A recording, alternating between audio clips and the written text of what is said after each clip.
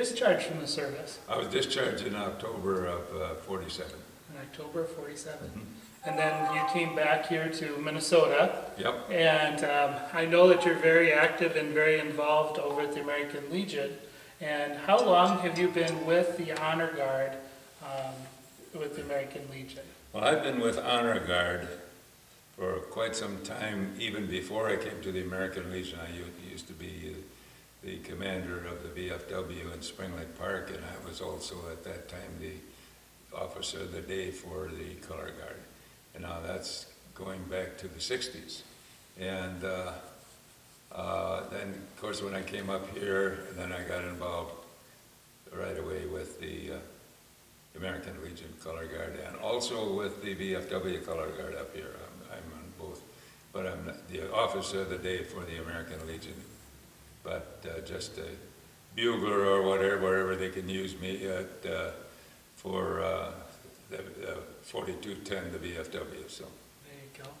And Al, I guess I want you to know that I've watched you present the flag to several family members, and you do that with such sincerity, and I always really, really appreciate that. The last time that you did that for us, I watched the veteran's wife and the emotion that she had, and I was getting tears in my eyes, and I think that you do that with such sincerity, and I know that that is very, very significant to you as well. And the flag means an awful lot to me because that's a symbol of our great country, and whenever we could, even when we were in combat, very few of us ever had the American flag. But as soon as we could find one and could stick it on, put it on a stick somewhere and fly it for a little while anyway, for a couple hours, if nothing else, it was very significant. Sure. Yes. That's neat. So tell me about Soldier Boy. You sing Soldier Boy during Veterans Memorial Services here and sometimes at the cemetery for us. Tell me the significance of that song now. That song, to me, means an awful lot because that song represents what I feel, what a lot of us veterans feel toward our comrades, our buddies. This is the last significant thing that we can do for our members that have passed away, and be it a lady or a soldier, it doesn't make any difference. They're all. It's very, to me, very, very important that the wording in the song itself is so great, and then when you get to the end and you sing taps. And I can always tell when I get to taps, singing taps, that's when people really break down, a lot of them, and sometimes it's pretty hard to... not to. Yeah, right, to maintain it. Right. So... yeah. Thank you. Very Yeah, good. you're welcome.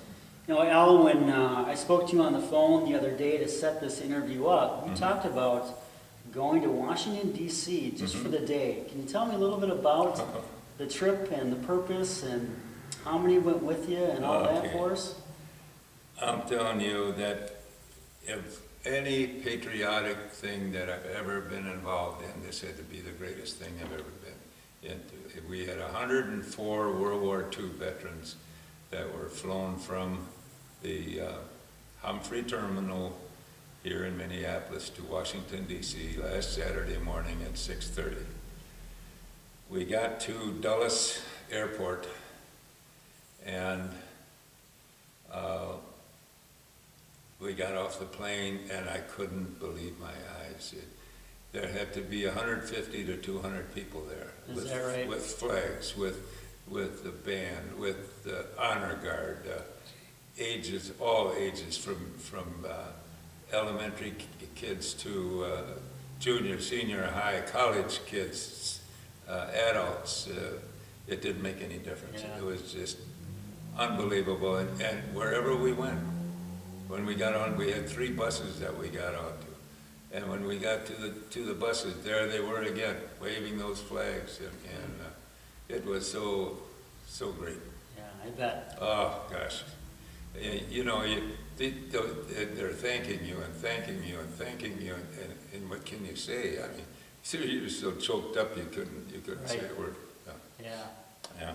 Well, good, and you were just there for the day and then come back that night. Right, So a long day for you and all the... It was a long day, but we squeezed a lot of stuff into it. When you got 104 old guys, and I was a kid, believe me, because the biggest share of those guys were from 85 up to 91, 92. Sure. And so they called me the kid. Yeah. And because I'm only 84. So anyway, it was just to move us around, to go from, like the first place we went to was Iwo and they lined us all up around the statue of the Iwo Jima, and to get 104 old guys lined up, 60 of them on wheelchairs. And but we had 62 guardians that took care of us and pushed us around. I happen to be fortunate enough to have a cute blonde. But anyway, no, we had just a great time. Yeah, I'm glad to hear that, Al. As you know, tomorrow's Veterans Day, and along with the Veterans Day breakfast that we're doing from the funeral home with Keys Cafe. Right. Can you tell us what else is going on in Forest Lake for Veterans Day? For Veterans Day, we have 4 programs tomorrow for our Legion Club, and the VFW has got an extra one.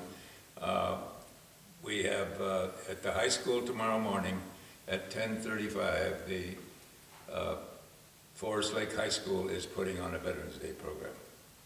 Then at the same time, or at 11 o'clock, I should say, they have a flag raising or presentation at the Running Aces, the horse track. Sure. The VFW is taking care of that. Okay. So then we have